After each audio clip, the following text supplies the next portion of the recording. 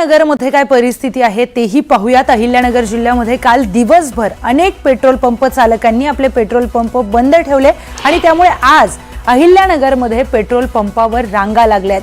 Petrol डिझेलचे भाव वाढल्यामुळे नागरिक त्रस्त झालेत। सरकारच्या या निर्णयामुळे सामान्य नागरिकांच्या खिशाला कात्री लागली आहे। पेट्रोल डिझेलचे भाव वाढल्यामुळे माल वाहतूक महागणार असल्यामुळे सर्वच गोष्टी महाग होण्याची देखील शक्यता वर्तवण्यात येते।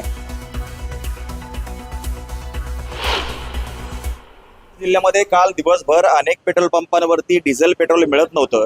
रात्री दर वाढले आणि आता जर आपण बघितलं तर पेट्रोल डिझेल घेण्यासाठी जे आहे त्या नागरिकांच्या रांगा लागलेल्या दिसत आहेत। कुठेतरी 3 रुपयांपेक्षा जास्त जी दरवाढ आहे ती पेट्रोलमध्ये झालेली आहे। अनेक जण रांगेमध्ये उभे आहेत। बाबा काय काल मिळालं नाही का तुम्हाला पेट्रोल आणि आता भाव वाढले, काय वाटतं? काय आता सरकार काय करेल त्याच्यावर आपलं काय नाही, पण निर्णय योग्य आहे का? योग्य नाही आपल्याला। की आपण बघितलं आणखी काही जण आहे 3-4 रुपये दर वाढलेत, पेट्रोलचे डिझेलचे पण वाढलेत, काय वाटतं योग्य आहे निर्णय? निर्णय हा तर योग्य नाही। सामान्य जनतेला याचा त्रास होतोय साहेब, कारण की प्रत्येक माणसाला पेट्रोल डिझेल ही जीवनावश्यक गरज आहे। रेट वाढले नाही पाहिजे। आपण बघितलं रेट वाढले नाही पाहिजे असं वाटतं। 3-4 वर्ष खरं तर रेट वाढलेले नव्हते, आता रेट वाढलेले आहेत। काय वाटतं निर्णय योग्य आहे का?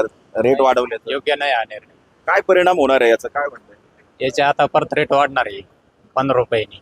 या निर्णय योग्य नाही। कुठेतरी दर वाढल्यामुळं इतर देखील सगळ्या वस्तूंचे दर वाढण्याची शक्यता आहे।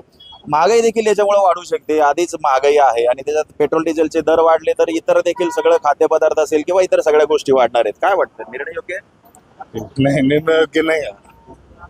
नक्कीच लोकांना वाटतंय की हा निर्णय योग्य नाहीये, कारण आपण जर बघितलं तर डिझेल पेट्रोल जर महागलं तर साहजिकपणे जी वाहतूक आहे याचा खर्च वाढतो आणि मग लोकांना आवश्यक ज्या वस्तू आहेत याची देखील दर वाढण्याची शक्यता आता वर्तवली जाते। हरीश देमोटे, न्यूज 18 मराठी, अहिल्यानगर।